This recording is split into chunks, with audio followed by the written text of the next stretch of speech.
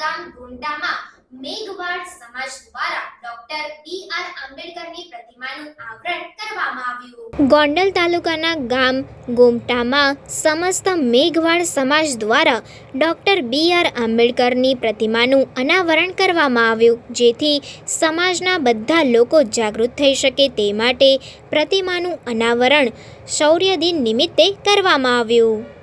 Reporter Pritesh Solanki, secular Gujarat news, Dhoraji.